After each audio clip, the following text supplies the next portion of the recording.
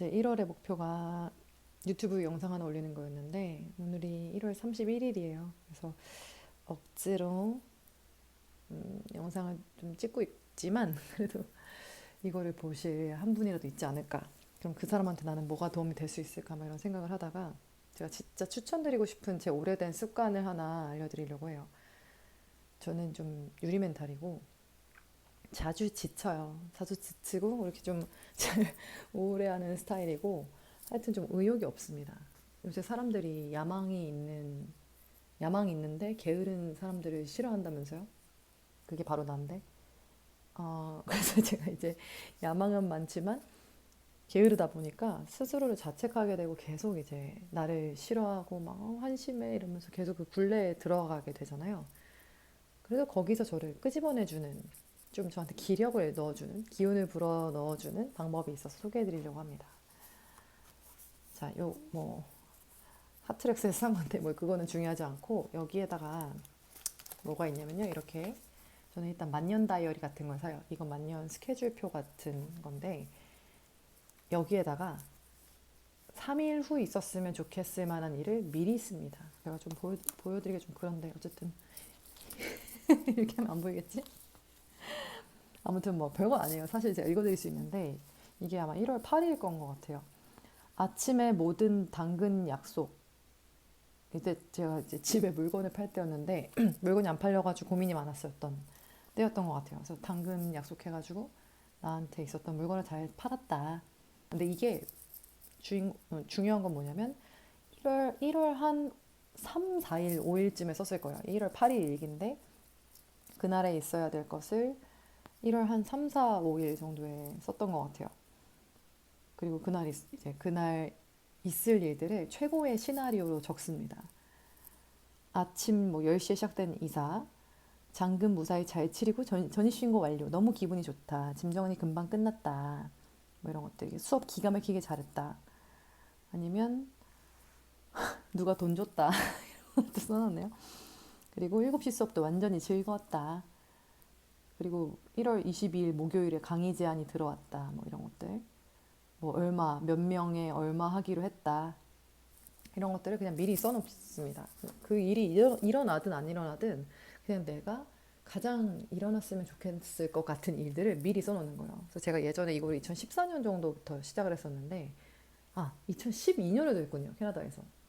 그때 제가 뭐가 기억나냐면 친구가 없었어요. 영어를 못 알아들었는데 알아듣는 척 하다가 왕따를 좀 당했습니다. 근데 그때 이제 너무 친구가 없으니까 오늘 누가 나한테 와서 케이트, you're so pretty 이렇게 칭찬해줬다. 그래서 내 기분이 너무 좋다. 이런 얘기를 미리 써놓는 거예요. 워낙 사람들이 저한테 말을 안 걸어줬었으니까. 근데 평소에 저한테 말도 안 걸던 그 다른 층 매니저분이 오셔가지고 저는 그때 카페에서 일했었는데 케이트 너 오늘따라 예쁘다. 뭐 이렇게 얘기해 주신 거예요. 그래서 제가 기분이 너무 좋았는데 그때 너무 소름이 돋았죠. 이거 내가 일기에 쓴 건데? 정확히 그 사람이 저한테 그 대사를 말을 했었습니다. 그리고 또 한 번은 그냥 제가 혼자 이제 썸 탄다고 생각했던 오빠가 한 명 있었는데 2000, 2014, 15년도 이 정도인 것 같아요. 근데 그때도 막 써놓은 거예요. 이 오빠가 나한테 밥 먹자고 했다. 근데 진짜로 저한테 연락이 왔었습니다. 그래서 그게 뭐 우연의 일치일 수도 있겠죠. 근데 그때 이후로 이거 써놓으니까 좋네 이렇게 써먹다가 제가 이걸 진짜 잘 쓴 때가 있어요. 언제냐면 2016년도쯤에 제가 JTBC에서 말하는 대로라는 프로그램에서 연예인분들 스피치 코칭을 하게 됐었어요. 그 당시 저의 이제 스승님이자 그 전 회사 대표님이셨던 분이 기회를 주셨는데 그분이 주시기도 했고 이제 그 작가님들이 주시기도 했어요.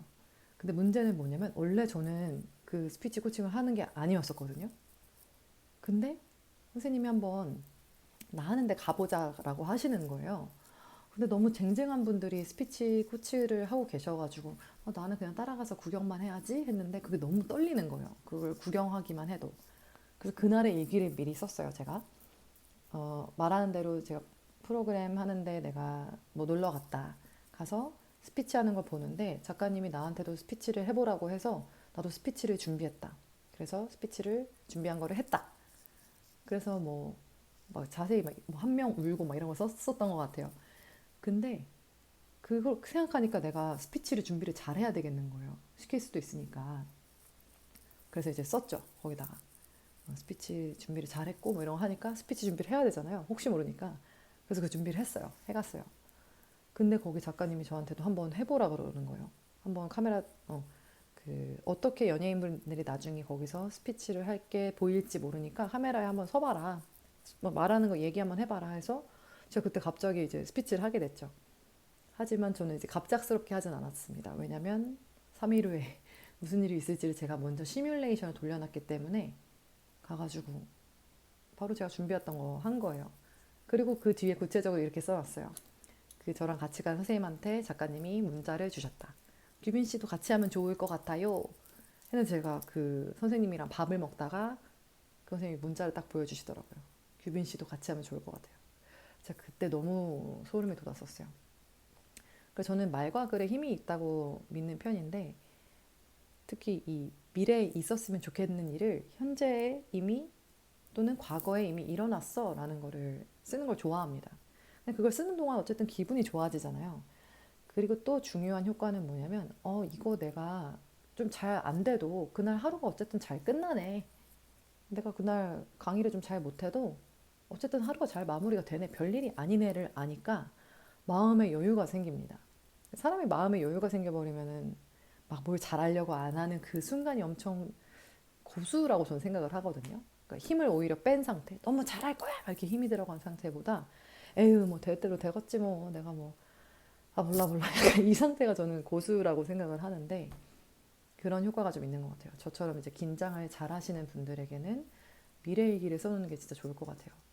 그래서 저는 이거를 3일 후 기적이 일어나는 일기라는 책을 읽고 영감을 받았었거든요. 그래서 그 책에서 시킨 대로 한번 해본 거고 제가 이게 너무 재밌고 좋아서 저희 작은 언니한테도 추천을 해줬었어요. 그랬더니 언니가 또 바로 적용을 해서 저한테 문자로 보여주더라고요.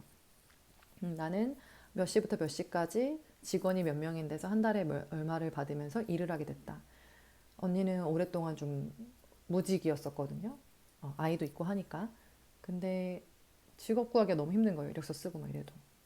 근데 언니가 그거 쓰고 나서 일주일 안에 진짜로 진짜 딱 그 조건에 맞는 일을 구해서 지금도 일을 하고 있습니다.